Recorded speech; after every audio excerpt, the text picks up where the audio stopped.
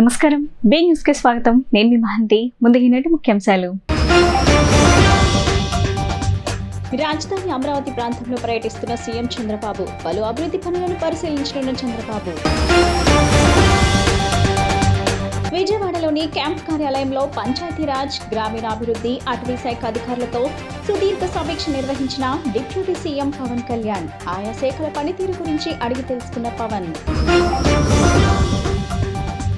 మాజీ ముఖ్యమంత్రి జగన్ను కలిసిన మాజీ మంత్రి ఆర్కే రోజాతో పాటు పలువురు నేతలు. పలు విషయాలపై చర్చ. నేతలు ఎవరూ అధైర్యపడొద్దని సూచించిన జగన్.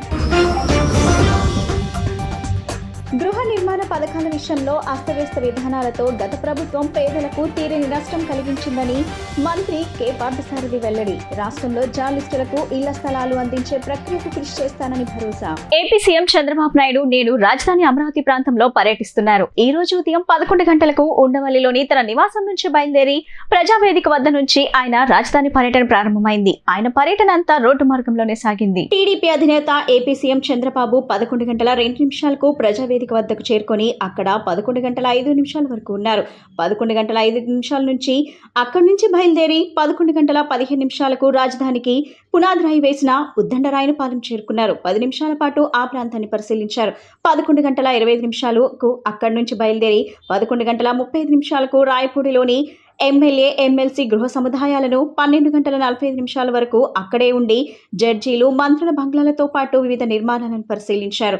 12 గంటల 45 నిమిషాలకు రాయపూడిలోని మినిస్టర్స్ బంగ్లా నుంచి బయలుదేరారు. 12 గంటల 50 నిమిషాలకు సిఆర్డీఏ ప్రాజెక్ట్ కార్యాలయానికి చేరుకున్నారు. మధ్యాహ్నం 1 గంట వరకు ప్రెస్ కాన్ఫరెన్స్ నిర్వహించారు. మధ్యాహ్నం 1 గంట 30 నిమిషాలకు సిఆర్డీఏ ప్రాజెక్ట్ నుంచి బయలుదేరి మధ్యాహ్నం 1 గంట 45 నిమిషాలకు వెలగపూడిలోని సచివాలయానికి చేరుకున్నారు. సాయంత్రం వరకు అక్కడే ఉంటారు. సాయంత్రం 5:30 గంటలకు ఏపీ సచివాలయం నుంచి బయలుదేరతారు. సాయంత్రం 5:30 గంటలకు 5 గంటల 50 నిమిషాలకు తిరిగి ఉండవల్లిలోని నివాసానికి చేరుకుంటారు. ప్రతి ఇల్లు నిన్నే నిన్నే పిలిచింది, ప్రతి గడప నీకే స్వాగతం అంటోంది, ప్రతి మనసు నువ్వే గెలవాలంటోంది. పెద్ద కొడుకు నీవై తోడున్నావు చాలు, జరుగుతుంది మాకు మేలు మేలు. ఇంటి పెద్ద నీవై నిలిచి ఉంటే చాలు, విరిసి తోవ రాష్ట్రమంతటా శాంతి, క్రాంతి, సంతోషాలు. నాయకుడా నాయకుడా మళ్ళీ నువ్వే రావాలి, నవ్యాంధ్ర పాలకుడై నువ్వే గెలవాలి. నాయకుడా నాయకుడా మా తోడై నువ్వుండాలి, మేమంతా నీ వెంటే ముందడుగెయ్యాలి. ప్రతి ఊరు నీ పరిపాలన కోరింది, ఓ ప్రతి వాడ నీకే మద్దతు పలికింది.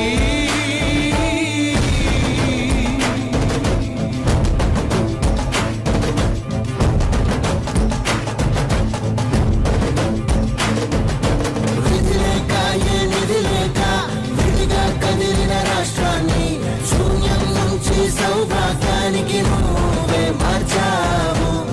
ఆత్మగౌరవ గీతికవై, మా జాతి పౌరుష దీపికవై, నవ్యాంధ్ర జనతా సారథివై నడిచావు, నడిపావు.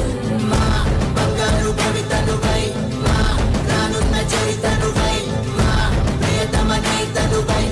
ఆంధ్రప్రదేశ్ రాష్ట్ర ఉప ముఖ్యమంత్రిగా బాధ్యతలు చేపట్టిన జనసేనాని పవన్ కళ్యాణ్ జాతీయ ఉపాధి హామీ పథకాన్ని వ్యవసాయానికి అనుసంధానం చేస్తూ తొలి సంతకం చేశారు. గిరిజన గ్రామాల్లో పంచాయతీ భవనాల నిర్మాణం దస్త్రంపై రెండో సంతకం చేశారు. ప్రజా సమస్యల పరిష్కారంపై నిర్లక్ష్యం వద్దని ఆయన అధికారులకు సూచించారు. ఆంధ్రప్రదేశ్ ఉప ముఖ్యమంత్రి పవన్ కళ్యాణ్ తొలి రోజునే సుదీర్ఘ సమీక్ష నిర్వహించారు. బాధ్యతలు చేపట్టిన తరువాత విజయవాడలోని క్యాంపు కార్యాలయంలో దాదాపు 10 గంటల పాటు పంచాయతీరాజ్, గ్రామీణాభివృద్ధి, అటవీ శాఖ అధికారులతో సమీక్ష నిర్వహించారు. ఆయా శాఖల పనితీరు గురించి అడిగి తెలుసుకున్నారు. గ్రామాల్లోని రోడ్ల నిర్మాణంపై దృష్టి సారించారు. గ్రామాల్లో మౌలిక వసతులు, మంచినీటి కొరత రాకుండా చూడటంపై అధికారులకు దిశానిర్దేశం చేశారు. తాను చెప్పిన అంశాలపై వెంటనే యాక్షన్ ప్లాన్ రెడీ చేయాలని ఆదేశాలు జారీ చేశారు. 3 నెలల్లో ఈ సమస్యలు పరిష్కారం జరగాలని టార్గెట్ ఫిక్స్ చేశారు. ఆ తర్వాత మరోసారి సమీక్ష నిర్వహిస్తానని చెప్పారు. ప్రజా సమస్యల పరిష్కారంపై నిర్లక్ష్యం వద్దన్నారు. ఆ తర్వాత జనసేనానితో ప్రభుత్వ ప్రధాన కార్యదర్శి నీరబ్ కుమార్ ప్రసాద్ సమావేశమయ్యారు. ఉదయం మంత్రిగా బాధ్యతలు చేపట్టిన వెంటనే జాతీయ ఉపాధి హామీ పథకాన్ని వ్యవసాయానికి అనుసంధానం చేస్తూ పవన్ కళ్యాణ్ సంతకం చేశారు. గిరిజన గ్రామాల్లో పంచాయతీ భవనాల నిర్మాణం దృష్టంపై రెండో సంతకం చేశారు. నగరిలో ఘోర పరాజయం తర్వాత మొదటిసారి వైసీపీ అధినేత మాజీ సీఎం జగన్ ను రోజా కలిశారు. తాడేపల్లి క్యాంప్ ఆఫీస్ లో ఎన్నికల్లో ఓటమి చెందిన పలువురు మాజీ ఎమ్మెల్యేలు జగన్ ను కలిసి పలు విషయాలపై చర్చలు జరిపారు. వీరిలో రోజా కూడా ఉన్నారు. గత ఎన్నికల్లో ఓటమి అనంతరం పరిణామాలను వారు జగన్ కు వివరించారు. నేతలెవరూ అధైర్యపడొద్దని ఈ సందర్భంగా జగన్ సూచించారు. నగరిలో సొంత పార్టీ నేతలే తన ఓటమికి ప్రయత్నించారని జగన్ కు రోజా ఫిర్యాదు చేశారు. అలాగే ఋషికొండ ప్యాలెస్ పై టీడీపీ చేస్తున్న వ్యాఖ్యలపై కూడా రోజా జగన్ కు వివరించారు. గృహ నిర్మాణాల పథకాల విషయంలో అస్తవ్యస్త విధానాలతో గత ప్రభుత్వం పేదలకు తీరని నష్టం కలిగించిందని రాష్ట్ర గృహ నిర్మాణ మరియు సమాచార పౌర సరఫరాల శాఖ మంత్రులు కె పార్థసారథి అన్నారు. అంతేగాక 2014-24 కాలంలో రాష్ట్రానికి 20,60,000 గృహాలు మంజూరైతే కేవలం 6.8 లక్షల ఇళ్లను మాత్రమే పూర్తి చేయగలిగిందని తెలిపారు. రాష్ట్ర సచివాలయంలో ఏర్పాటు చేసిన మీడియా సమావేశంలో మంత్రి మాట్లాడుతూ గత ప్రభుత్వ హయాంలో 2019-24 కాలంలో రాష్ట్రానికి 20,60,000 గృహాలు మంజూరైతే కేవలం 6.8 లక్షల ఇళ్లను మాత్రమే పూర్తి చేయగలిగిందని, 13.8 లక్షల ఇళ్లను పూర్తి చేయలేదని, వాటిలో సుమారు 5 లక్షల ఇళ్ల నిర్మాణం అసలు మొదలే కాలేదని అన్నారు. పేదల గృహ నిర్మాణం విషయంలో అస్తవ్యస్త విధానాలతో పేదలకు తీరని నష్టం కలిగించిందని చెప్పారు. 2014-19 కాలంలో గృహం యూనిట్ విలువ 2,50,000 రూపాయలు ఉండగా దానిని గత ప్రభుత్వం 1,80,000కు తగ్గించిందని గుర్తు చేశారు. ఎస్సీ, ఎస్టీలకు యూనిట్ విలువ 2 లక్షల రూపాయలకు అదనంగా మరో 1,00,000 రూపాయలు సహాయం కలిపి 3 లక్షల రూపాయల వరకు సాయం అందేదని, కానీ ప్రభుత్వం యూనిట్ విలువను తగ్గించడంతో లబ్ధిదారులు చాలా వరకు నష్టపోవడమే కాక గృహ నిర్మాణ పథకాలు కుంటుపడ్డాయని మంత్రి పార్థసారథి స్పష్టం చేశారు. దేశంలో గత 5 ఏళ్ల కాలంలో గృహ నిర్మాణం విషయంలో 45 లక్షల గృహాలను నిర్మించి పశ్చిమ బెంగాల్ రాష్ట్రం మొదటి స్థానంలో నిలవగా 37 లక్షల ఇళ్లు నిర్మించి మధ్యప్రదేశ్ ద్వితీయ స్థానంలోనూ, 33 లక్షలతో బీహార్ తృతీయ స్థానంలోనూ, 31 లక్షల ఇళ్లు నిర్మించి ఉత్తరప్రదేశ్ 4వ స్థానంలో నిలిచిందని గృహ నిర్మాణ సమాచార శాఖ మంత్రి కె పార్థసారథి పేర్కొన్నారు. రాష్ట్రంలో జర్నలిస్టులకు ఇళ్ల స్థలాలు అందించే ప్రక్రియను వేగవంతం చేసి సకాలంలో ఇళ్ల స్థలాలు అందించేందుకు పూర్తి స్థాయిలో కృషి చేస్తానని రాష్ట్ర గృహ నిర్మాణ సమాచార శాఖ మంత్రులు కె పార్థసారథి హామీ ఇచ్చారు. కల్పించిన గౌరవ ముఖ్యమంత్రి చంద్రబాబు నాయుడు గారికి, లోకేష్ బాబు గారికి, కూటమి నాయకులైన పవన్ కళ్యాణ్ గారికి, మోదీ గారికి మొట్టమొదటిగా నేను ధన్యవాదాలు, నమస్కారాలు తెలియజేస్తా ఉన్నాను.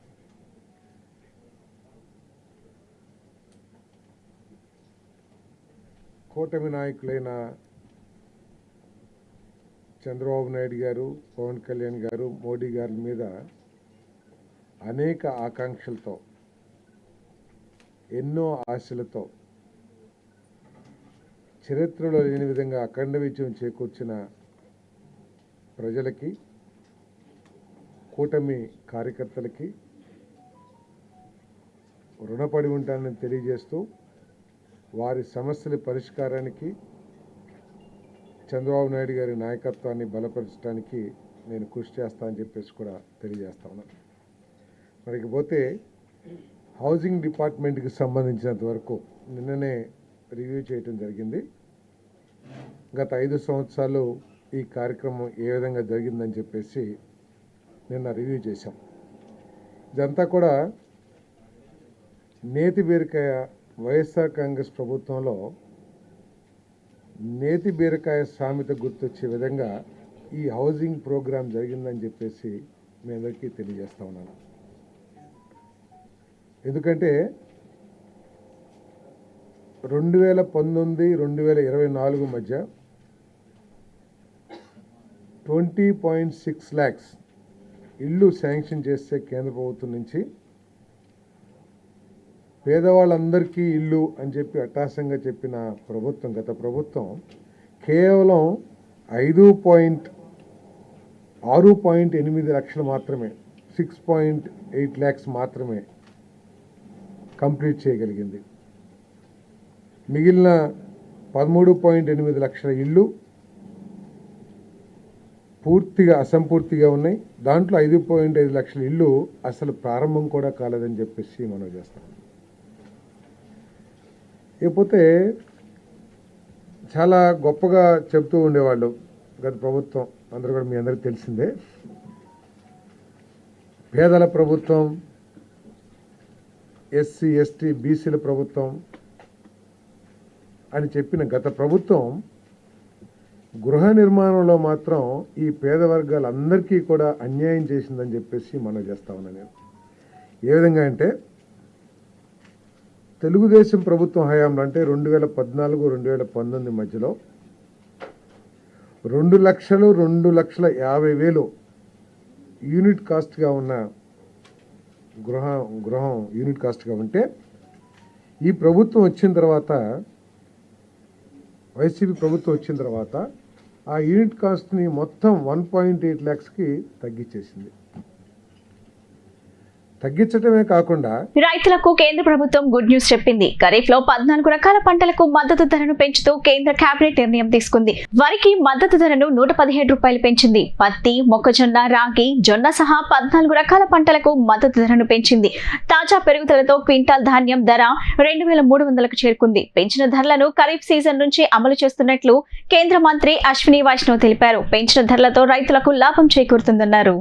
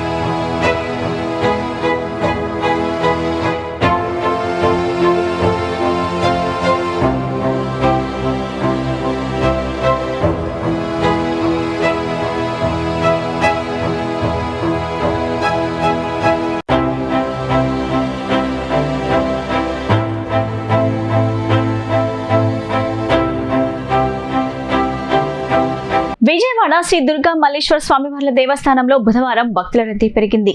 అమ్మవారి పంచహారుల అనంతరం అందరి భక్తులతో పాటుగా క్యూ లైన్ నందు వచ్చి భక్తులతో మాట్లాడుతూ అభిప్రాయ సేకరణ చేస్తూ ఆలయ ఈవో కెఎస్ రామారావు అమ్మవారిని దర్శించుకున్నారు. అనంతరం ప్రతిరోజు సాయంత్రం మంగళ వాయిద్యముల నడుమ జరుగు శ్రీ గంగా దుర్గా మల్లేశ్వర స్వామివార్ల పల్లకీ సేవలో పాల్గొని పల్లకీని మోశారు. పల్లకీ సేవ నందు విశేషముగా భక్తులు పాల్గొన్నారు.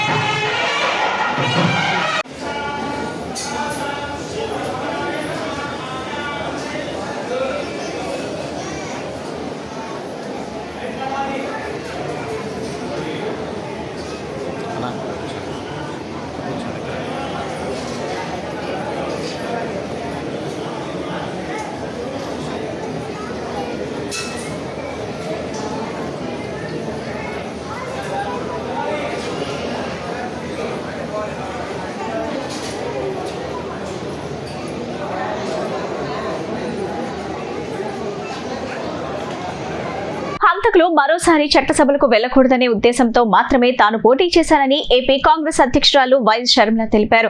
తన లక్ష్యం నెరవేరకపోవచ్చు, కానీ ప్రజల కంటే పైన దేవుడు ఉన్నాడని, వారి పాపం పండుతుందన్నారు. వారి పాపం పండే రోజు కోసం దేవుడు కూడా ఎదురు చూస్తున్నాడని తాను భావిస్తున్నానన్నారు. కడపలో తన ఓటమికి ప్రధాన కారణం టైం అని ఏపీ కాంగ్రెస్ అధ్యక్షురాలు వైఎస్ షర్మిల అన్నారు. ఆమె పత్రికా సమావేశంలో మాట్లాడుతూ తాను కడపలో కేవలం 14 రోజులు మాత్రమే తిరిగానన్నారు. మిగతా అన్ని రోజులు రాష్ట్ర వ్యాప్తంగా పర్యటించానని వెల్లడించారు. 14 రోజుల పాటు ఎంతో కష్టపడిన నియోజకవర్గంలోని అన్ని గ్రామాలను కవర్ చేయలేకపోయామన్నారు. అసలు తాను పోటీ చేస్తున్న విషయం చాలా గ్రామాల్లో తెలియదన్నారు. కడపలో పరిస్థితులంతా వేరుగా ఉన్నాయన్నారు. కడపలో అప్పటికే వైసీపీ నుంచి ఎంపీ ఉన్నారని, ఎమ్మెల్యేలు ఉన్నారని, అప్పుడు వైసీపీ అధికారంలో ఉందని గుర్తు చేశారు. దీంతో అక్కడి ప్రజలను భయభ్రాంతులకు గురి చేశారని ఆరోపించారు. ప్రభుత్వానికి వ్యతిరేకంగా ఓటు వేసినట్లు తెలిస్తే తమకు వచ్చే పథకాలు పోతాయని, కేసులు పెడతారని, దాడులు చేస్తారనే భయం ప్రజల్లో ఉందన్నారు. అదే సమయంలో ఓటుకు 3,500 నుంచి ఆ పైన ఇచ్చారన్నారు. విచ్చలవిడిగా డబ్బులు పంచారన్నారు. డబ్బులు పనిచేయని చోట బెదిరింపులకు పాల్పడ్డారన్నారు. గమనించారు కాబట్టి ఈరోజు కాంగ్రెస్ పార్టీకి దేశవ్యాప్తంగా ఇంత పెద్ద పీట వేయడం జరిగింది. రాహుల్ గాంధీ గారు చేసిన పాదయాత్ర ఐక్యతను పెంచడానికి, సోదర భావాన్ని పెంపొందించడానికి, న్యాయం కోసం తను చేసిన పాదయాత్ర, సుదీర్ఘమైన పాదయాత్ర ఎంతో మంది గుండెల్లో కాంగ్రెస్ పార్టీ పట్ల ఆదరణ, గౌరవాన్ని పెంచింది.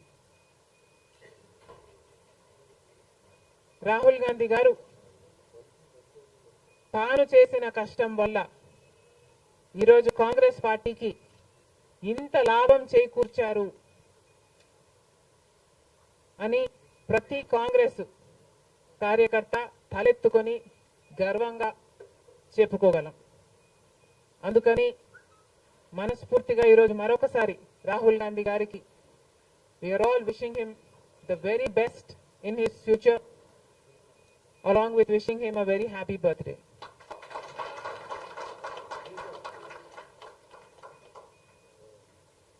अब की बार 400 पार अंदी बीजेपी पार्टी అలాంటి పార్టీ కూడా ఈరోజు చిటికలు పడేటట్టు చేయగలిగింది రాహుల్ గాంధీ గారు, ఇండియా బ్లాక్. గొల్లపూడిలోని పౌర సరఫరాల శాఖ గూడెంలో పలు అవకతవకలను గుర్తించినట్లు పౌర సరఫరాల శాఖ మంత్రి నాదెండ్ల మనోహర్ స్పష్టం చేశారు. సరుకుల్లో గూడెం నిర్వహణలో అనేక లోపాలు గుర్తించినట్లు, బాధ్యులైన వారిపై చట్టపరమైన చర్యలు తీసుకుంటామని చెప్పారు. బుధవారం గొల్లపూడిలోని పౌర సరఫరాల శాఖ గూడెంను మంత్రి నాదెండ్ల మనోహర్ తనిఖీలు నిర్వహించారు. ఈ సందర్భంగా మీడియాతో ఆయన మాట్లాడుతూ ధాన్యం, పామాయిల్, పంచదార, కందిపప్పు, బెల్లం, రాగిపిండి సరుకులను లీగల్ మెట్రాలజీ డిపార్ట్మెంట్ క్షుణ్ణంగా పరిశీలించిన నేపథ్యంలో తూకం నాణ్యతలో సరుకులు ఫెయిల్ అయ్యారని తెలిపారు. ఇందుకు బాధ్యులైన వారిపై చట్టపరంగా చర్యలు తీసుకుంటామని తెలిపారు. 253 మండల స్థాయి స్టాక్ పాయింట్లో 160 పాయింట్లు తనిఖీ చేస్తే 68 చోట్ల స్టాక్ ఫెయిల్ అయిందని తెలిపారు. గొల్లపూడి గూడెం మెయింటైన్ సరిగా లేదని, దాన్ని కూడా పునరుద్ధరించాల్సిన అవసరం ఉందన్నారు. వ్యవస్థను ప్రక్షాళన చేసే విధంగా మా ప్రభుత్వం కృషి చేస్తుందని తెలిపారు. ప్రభుత్వం బాధ్యతతో ప్రజలకు నమ్మకంగా పనిచేయాల్సి ఉందని, వినియోగదారుడికి, రైతుకి ఇద్దరికి ఉపయోగపడే విధంగా పౌర సరఫరాల శాఖ పనిచేస్తుందని చెప్పారు.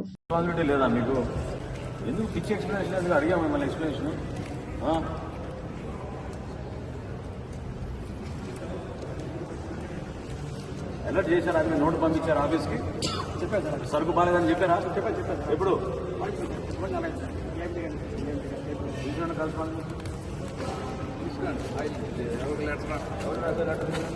ఇవన్నీ సీజ్ చేయించండి, మొత్తాన్ని సీజ్ చేయండి.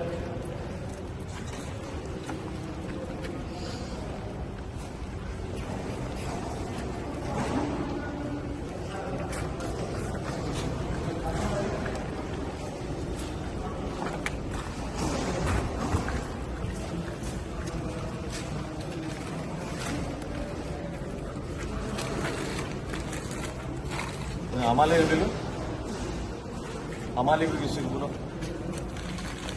बिल्लू है, हमारे बिल्लू है.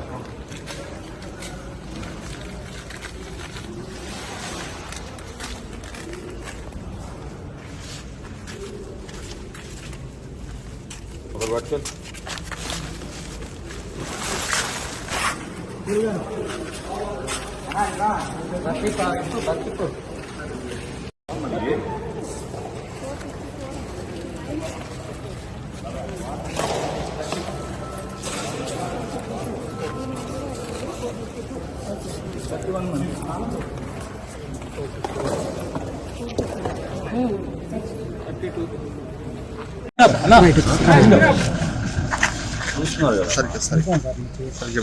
లోగ కనపడుతుంది, హెచ్ఎండి కనపడుతుంది, లోగ సరిగ్గా కనపడుతుంది. పౌర సరఫరాల శాఖలో తనిఖీల్లో భాగంగా ఈరోజు గొల్లపూడిలో ఉన్న central warehouse civil supplies corporation నుంచి తీసుకున్న వేర్ హౌస్ని తనిఖీ చేయడం జరిగింది. ఇక్కడ ధాన్యం, పామాయిల్, పంచదార, కందిపప్పు, అదేవిధంగా అంగన్వాడీ కేంద్రాలకి మనం సరఫరా చేసే రాగి మరియు బెల్లం కూడా ఉంది. సో అధికారులు మరి ప్రత్యేకంగా మన లీగల్ మెట్రాలజీ డిపార్ట్మెంట్ నుంచి క్షుణ్ణంగా దాన్ని పరిశీలించారు. శాంపిల్స్ అన్ని తీసుకుని వివరాలన్నీ చెక్ చేసిన తర్వాత 6 సరుకుల్లో 5 ఫెయిల్ అయినాయి వెయిట్లో. సో ఇవన్నీ సీజ్ చేస్తున్నాం. చట్ట ప్రకారంగా కేసులు డిపార్ట్మెంట్ నుంచి ఫాలో అవుతారు. 253 మండల్ లెవెల్ స్టాక్ పాయింట్స్లో ఇప్పటి వరకు 160 స్టాక్ పాయింట్స్ వెరిఫై చేశారు. 68 చోట్ల స్టాక్ ఫెయిల్ అయింది. సో 68 చోట్ల కూడా కేసులు నమోదు చేస్తాం. ఈ సీరియస్గా యాక్షన్ తీసుకుంటాం. చట్ట ప్రకారంగా ఖచ్చితంగా ఎవరైతే దీనికి బాధ్యత వహించాలో వాళ్ళపైన చర్యలు 100% తీసుకుంటాం. అందులో ఏమాత్రం కూడా తేడా లేదు. ఈ ప్రభుత్వం వచ్చిన తర్వాత మేము నమ్మకంతో చేసే ఈ వ్యవస్థ నిర్మాణం ఖచ్చితంగా వినియోగదారుడికి అటు రైతుకి ఇద్దరికి ఉపయోగపడే విధంగా పౌర సరఫరా శాఖ పనిచేస్తుంది. సో అందులో భాగంగా ఈ మధ్యవర్తులు ఎవరైతే అనవసరంగా ఈ వ్యవస్థని దోచుకున్నారో వాళ్ళని మాత్రం వదిలే ప్రసక్తి లేదు. తప్పకుండా రాబోయే రోజుల్లో 253 తనిఖీలైన తర్వాత మేము కన్సల్టేట్ చేసుకుని ఎవరిపైన చట్ట ప్రకారంగా యాక్షన్ తీసుకోవాలో సప్లయర్స్ మీద తీసుకోవాల్సిన అవసరం ఖచ్చితంగా ఉంది. దాని ప్రకారంగానే ముందుకెళ్తాం. అంటే ఒక్కొక్క అంశం మనం చేసుకుంటూ వెళ్ళగలుగుతాం. చాలా ఖచ్చితంగా పెస్ట్ ఇన్ఫెస్టేషన్ చాలా ఎక్కువ ఉంది. మొన్న నేను తెనాల్లో తనిఖీ చేసినప్పుడు కూడా అదే విధంగా ఉంది. సో గోడౌన్లో సరుకు ప్రస్తుతం మనకి కేవలం 20 రోజులే ఉంటుంది. 20 రోజుల్లోనే ఇంత దారుణంగా మనం మెయింటైన్ చేయలేకపోతున్నాం అంటే చాలా పొరపాటు.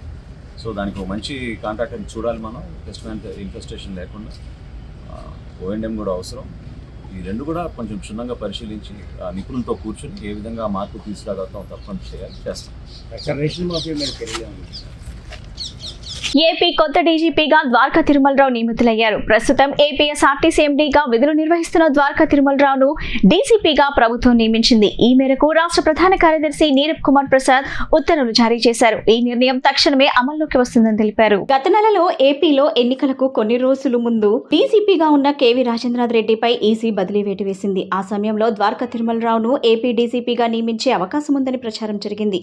అనూహ్యంగా హరీష్ కుమార్ గుప్తాకు ఏపీ పోలీస్ బాస్గా అవకాశం దక్కింది. దాంతో మే 6న ఆయన బాధ్యతలు చేపట్టారు. ఎన్నికల సంఘం నిర్ణయంతో ఎన్నికల నిర్వహణ మొత్తం హరీష్ గుప్తా డీసీపీగానే కొనసాగింది. ఇటీవల ఏపీలో చంద్రబాబు నేతృత్వంలో ఎన్డీఏ కూటమి ప్రభుత్వం కొలువు తీరింది. ఈ క్రమంలో భారీగా ఐఏఎస్, ఐపీఎస్ల బదిలీల పర్వం కొనసాగుతుంది. కాగా రాజేంద్రనాథ్ రెడ్డిని బదిలీ చేసిన తర్వాత సీనియర్లైన అంజనా సిన్హా, ఎం ప్రతాప్లను కాదని హరీష్ ను పోలీస్ బాస్ గా ఈసీ నియమించింది. కొత్తగా ఏర్పాటైన చంద్రబాబు ప్రభుత్వం ఏపీఎస్ఆర్టీసీ ఎండీగా ఉన్న అలాగే తిరుమలరావును సీనియారిటీ ప్రకారం ఆయనకు పోలీస్ బాస్ అవకాశం దక్కింది.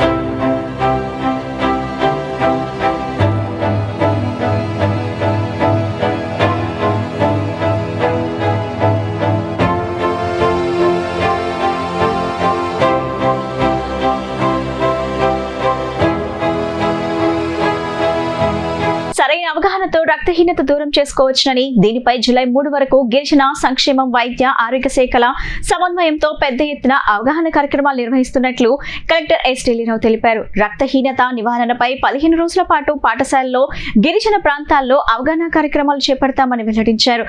2047 నాటికి సికిల్ సెల్ ఎనీమియాని నిర్మూలించాలనే లక్ష్యంతో ఉన్నట్లు వివరించారు. సివిల్ సెల్ ఎనీమియా డే సందర్భంగా కలెక్టరేట్లోని పింగళి వెంకయ్య సమావేశ మందిరంలో గిరిజన సంక్షేమం, వైద్య ఆరోగ్య శాఖల సమన్వయంతో ప్రత్యేక కార్యక్రమాన్ని నిర్వహించారు. వ్యాధి నిర్మూలన, సమగ్ర సమాచారానికి సంబంధించిన పోస్టర్లు, కరపత్రాలను అధికారులతో కలిసి కలెక్టర్ ఆవిష్కరించారు. ఈ సందర్భంగా ఆయన మాట్లాడుతూ రక్తహీనత నివారణపై 15 రోజుల పాటు పాఠశాలలో, గిరిజన ప్రాంతాల్లో అవగాహన కార్యక్రమాలు చేపడతామని వెల్లడించారు. 2047 నాటికి సికిల్ సెల్ ఎనీమియాని నిర్మూలించాలనే లక్ష్యంతో ఉన్నట్లు వివరించారు. ఇది అంటువ్యాధి కాదని, తల్లిదండ్రుల నుంచి అనువంశికంగా సంక్రమిస్తుందని తెలిపారు. రక్త పరీక్ష ద్వారా వ్యాధి నిర్ధారించి సకాలంలో వైద్యం అందిస్తే రోగి జీవన కాలాన్ని పెంపొందించవచ్చునని పేర్కొన్నారు. భావితరాలకు ఇది వ్యాపించకుండా ఉండాలంటే సరైన అవగాహన ముఖ్యమని కలెక్టర్ పేర్కొన్నారు. డిఆర్ఓ వి శ్రీనివాసరావు, జిల్లా గిరిజన సంక్షేమాధికారి J Sunitha, DMHO doctor M Suhasini తదితరులు పాల్గొన్నారు. వార్తలు ముగించే ముందు ముఖ్యాంశాలు మరోసారి. రాజధాని అమరావతి ప్రాంతంలో పర్యటిస్తున్న సీఎం చంద్రబాబు, పలు అభివృద్ధి పనులను పరిశీలించనున్న చంద్రబాబు. విజయవాడలోని క్యాంప్ కార్యాలయంలో పంచాయతీరాజ్, గ్రామీణాభివృద్ధి, అటవీ శాఖ అధికారులతో సుదీర్ఘ సమీక్ష నిర్వహించిన డిప్యూటీ సీఎం పవన్ కళ్యాణ్. ఆయా శాఖల పనితీరు గురించి అడిగి తెలుసుకున్న పవన్. మాజీ ముఖ్యమంత్రి జగన్ను కలిసిన మాజీ మంత్రి ఆర్కే రోజాతో పాటు పలువురు నేతలు. పలు విషయాలపై చర్చ. నేతలు ఎవరు అధైర్యపడొద్దని సూచించిన జగన్. గృహ నిర్మాణ పథకాల విషయంలో అస్తవ్యస్త విధానాలతో గత ప్రభుత్వం పేదలకు తీరని నష్టం కలిగించిందని మంత్రి కె పార్థసారథి వెల్లడి. రాష్ట్రంలో జర్నలిస్టులకు ఇళ్ల స్థలాలు అందించే ప్రక్రియకు కృషి చేస్తానని భరోసా. ఈ బులెటిన్ ఇంతటితో సమాప్తం. తిరిగి మరో బులెటిన్ కలుద్దాం. నమస్కారం.